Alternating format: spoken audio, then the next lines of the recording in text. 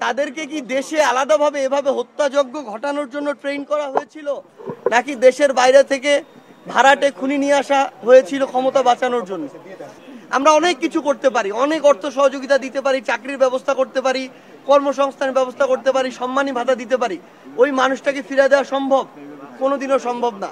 খুনি হাসিনা সারা জীবন শুধু নিজের পরিবারের মানে গান গাইতে গাইতে এই ক্ষমতাটাকে আষ্টে পিষ্টে ধরে রেখেছে।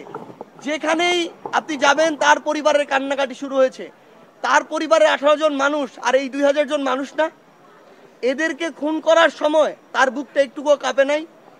আজকে এই আমার যে ভাই শহীদ হয়েছেন, যে বোন শহীদ হয়েছেন, সেই শহীদ পরিবারের বাবা মা ভাই বোনকে আমরা কিভাবে সান্ত্বনা দিব? আমাদেরকে ওই খুনি হাসিনার ওই শব্দগুলো বলতে হবে, বাক্যগুলো বলতে হবে।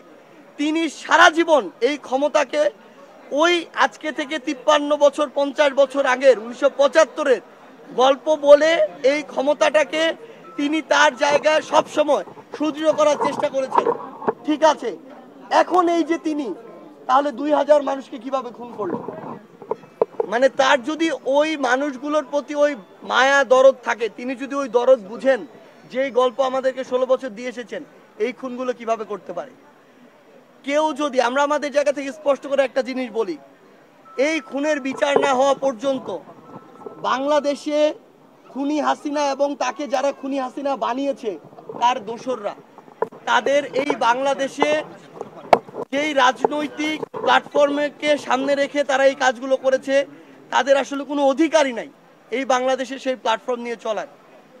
আপনাদের আমি অনুরোধ করব, আমি তো শুধু একটা পরিবারের কথা বলছি, এখানে তো আমার 100-র উপরে পরিবার আছে, আমি তো সবার কথাগুলো এখানে বলতে পারছি না, কিন্তু সবার আলাদা কষ্ট আছে, আলাদা ব্যথা আছে, এগুলো বলার মতো না, সবাই বলতেও পারে না, সবাই প্রকাশ করতে পারে না। আমার অনেক বোন আছে যাদের বিয়ে হওয়ার মাত্র কয়েকদিন হয়েছে, তাদের সারা জীবন কিভাবে কাটবে? যেই নবজাতক পৃথিবীতে আসার আগে মানে জানতোই না যে সে তার বাবার মুখ পৃথিবীতে কোনোদিন দেখবে না, যেই নবজাতক জানতোই না যে পৃথিবীতে আসার পরে তার বাবা তাকে আর কোলে নিতে পারবে না, সে কাউকে বাবা বলে ডাকতে পারবে না, ওর কি দোষ ছিল? এই জবাব খুনি হাসিনাকে দিতে হবে। মানে আমরা তো আমাদের জায়গা থেকে অল্প সময় সব ভুলে যাই। আমরা 16 বছর ভুলে গিয়েছি, আমরা ওই 36 দিন ভুলে গিয়েছি, আমরা এখন নতুন অনেক কিছু নিয়ে পড়ে আছি। আমার এগুলোর জবাব দিতে হবে ভাই, এই জবাব খুনি হাসিনাকে দিতে হবে, খুনি হাসিনার দোসরদেরকে দিতে হবে।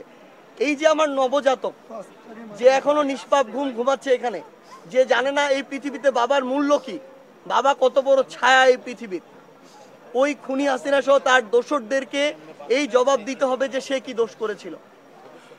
এই বিষয়গুলোর সমাধান না হওয়া পর্যন্ত, একটা যৌক্তিক বিচার না হওয়া পর্যন্ত এই বাংলাদেশে তাদের পুনর্বাসনের কথা যারা বলে, আমরা মনে করি খুনি হাসিনা একটা ক্ষমতা পিপাসু লোভী ছিল, তারা আরেক ধরনের ক্ষমতা পিপাসু লোভী। এই বাংলাদেশে তাদের বিচার হওয়ার প্রশ্নে কারো একটা কথা হওয়া উচিত না, তাদেরকে পুনর্বাসনের প্রশ্নে তাদের পক্ষে কারো সাফাই গাওয়ার কোনো প্রশ্নই আসে না। আমরা এটা আমাদের জীবনের বিনিময়ে হলেও করতে দিব না।